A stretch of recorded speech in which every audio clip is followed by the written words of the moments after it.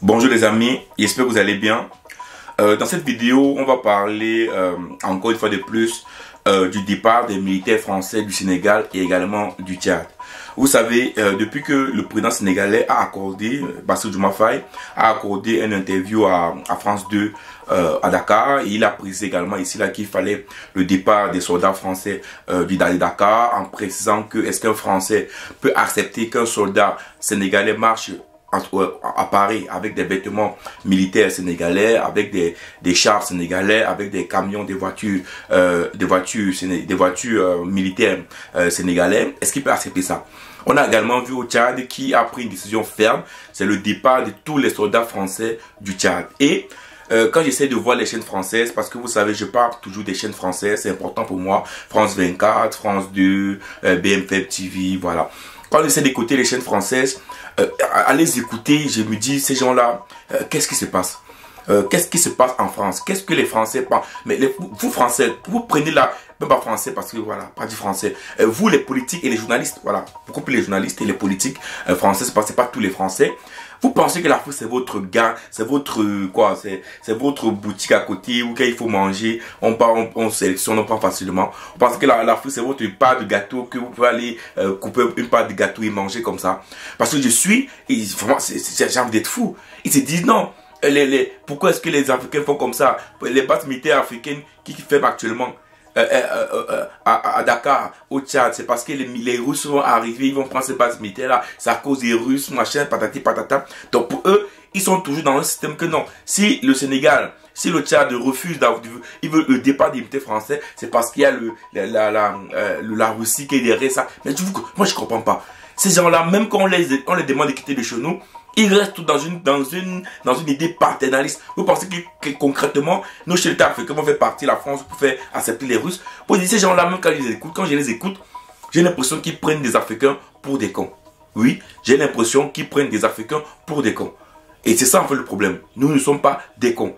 Donc arrêtez vos histoires de super puissance, que non, les Africains ne sont pas capables de prendre des décisions pour eux-mêmes. Oui, les Africains sont capables de prendre des décisions pour eux. C'est possible, rien n'est impossible. Donc arrêtez vos idées paternalistes et vos méthodes, je ne sais pas comment on a l'impression que non, si l'Afrique n'est pas avec la France, l'Afrique ne peut pas être avec d'autres pays.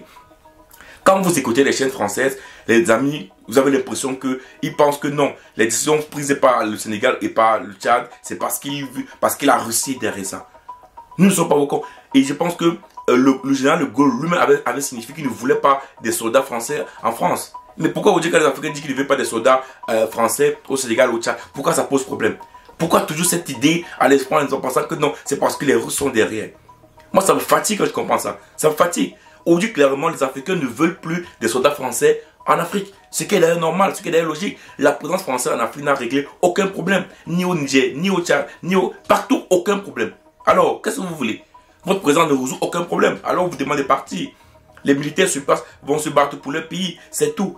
Donc, à un moment donné, arrêtez avec cette idée paternaliste, arrêtez en pensant que vous êtes les super rois et que l'Afrique ne peut pas fonctionner sans vous. Si l'Afrique peut fonctionner sans vous, et aujourd'hui, clairement, les Africains veulent travailler pour leur pays, les chefs d'État africains veulent se battre pour leur pays, et à un moment donné, les chaînes à la télévision française doivent arrêter de penser que non, l'Afrique sans la France ne peut pas vivre. Ou bien que l'Afrique ne peut pas prendre des décisions de lui-même sans que ce soit la Russie ou que la Chine ou qui soit derrière ça. À un moment donné, il faut arrêter. Moi, je pense que c'est bien que ces décisions soient prises dans le fond, parce que même les Français ont refusé que les États-Unis d'Amérique ont une base militaire en France. Voilà, les amis. Voilà.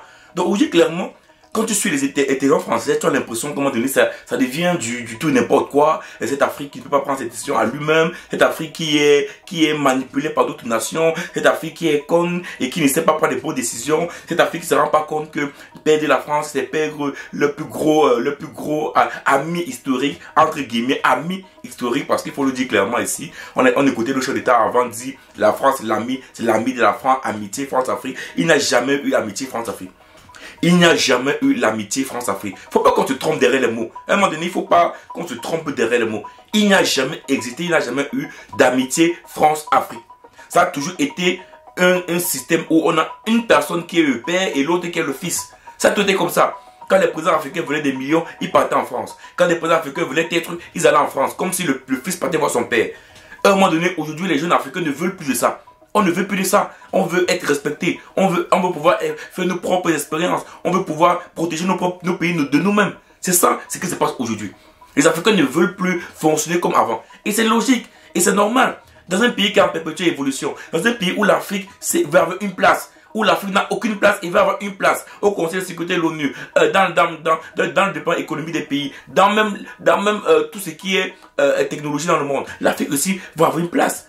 Et les Africains ont compris que continuer à être derrière des pays comme la France, derrière des pays comme les États-Unis, ne les permettrait pas d'évoluer. On sait que ça va être difficile. On sait que sécuriser nos pays sera difficile. Mais aujourd'hui, on veut clairement que des partenariats gagnant-gagnant et également on veut se faire valoir. Mais oui, je pense que le temps où l'Afrique était derrière, où on disait les pays du Sud, on disait les pays pauvres, tout ça, on ne veut plus de ça. On ne veut plus de ça. Et clairement, on a fait des partenariats avec la France. On a fait des partenariats avec tous ces pays-là. L'Afrique n'a pas progressé d'un poil. 60 ans, plus de 60 ans après l'indépendance. Quel pays africain francophone subsaharien s'est développé? Lequel? Lequel?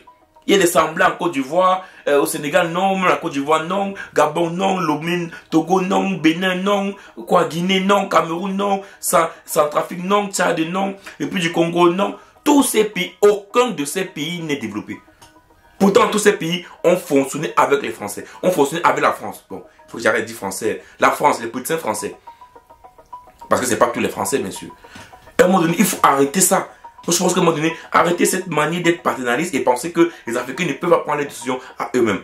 Moi, franchement, c'est vrai que je suis un peu fâché parce que quand j'écoute ces chaînes, je me demande, ces gens-là, ils prennent pour les qui? Ils ne prennent pour des qui, ces journalistes français? Ils prennent les Africains pour des qui? Moi, je ne comprends pas le système. Non, c'est parce que la Russie veut s'installer. Et tu vois un correspondant, et il te dit oui, c'est possible que la Russie s'installe au Sénégal. Vous savez, on a vu le président sénégalais, il va là en Russie à partir de janvier, patati patata. C'est quoi ça? Des correspondants de pacotille qui commencent à parler, à vilipender n'importe quoi dans les propos en pensant que non, Bassirou Diomaye Faye peut-être il va travailler avec les Russes. Le Sénégal d'abord, c'est un pays sécurisé. C'est un pays où il n'y a pas de terroristes. C'est un pays où il n'y a pas de guerre. C'est un pays où il n'y a pas de conflit. Donc, pourquoi est-ce que Diomaye Faye va aller voir les Russes alors que le Sénégal d'abord c'est un pays en paix, c'est un pays stable? Pourquoi? Le Tchad, oui, il y a peut-être des terroristes là-bas, il y a peut-être des terroristes là-bas, on peut comprendre de ce côté-là. Mais eux-mêmes, ils ont compris que comme le Mali, comme le Niger, comme la France n'a pas pu sécuriser ces pays-là, ils ont compris que la France ne va jamais sécuriser le pays. Ils ont compris également que la présence française est juste une présence coloniale, c'est tout. Alors dégagez, c'est tout. Allez dégager, c'est tout. Donc les amis, à un moment donné, arrêtez d'écouter ces chaînes françaises qui ne font que diffuser des choses fausses. Faire croire que non, les Africains n'ont rien compris. Faire croire que non, c'est les Russes qui vont travailler pour les Africains. Faire croire que non, c'est la Chine qui va arriver. Oui, ils sont là parce qu'ils ont compris qu'aujourd'hui, les Africains ne veulent plus le terme aide. On ne veut plus le terme assister. On ne veut plus le terme mendier. On ne veut plus ces termes-là. C'est fini ça. On ne veut plus ça. Aide, assister.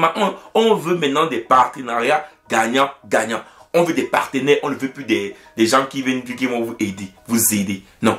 Voilà, c'est là où l'Afrique se situe actuellement. Et désolé pour vous, mais c'est là où on est maintenant. Et tout le reste, nous, on s'en bat les couilles. C'est pas les Russes, c'est pas les Chinois qui vont venir remplacer la France. Non, ils viennent faire du business. Si l'accord est intéressant et que c'est bon, on signera. Mais aujourd'hui, les Africains veulent travailler avec n'importe qui. Il dit même si c'est le Venezuela, même si c'est le Koweït, même si c'est, je sais pas quoi, le Chili. Si c'est que c'est gagnant-gagnant, les Africains vont travailler avec ces pays. Et encore, même si c'est entre pays pauvres qui se réunissent ensemble, ils peuvent faire quelque chose de grand. Ciao.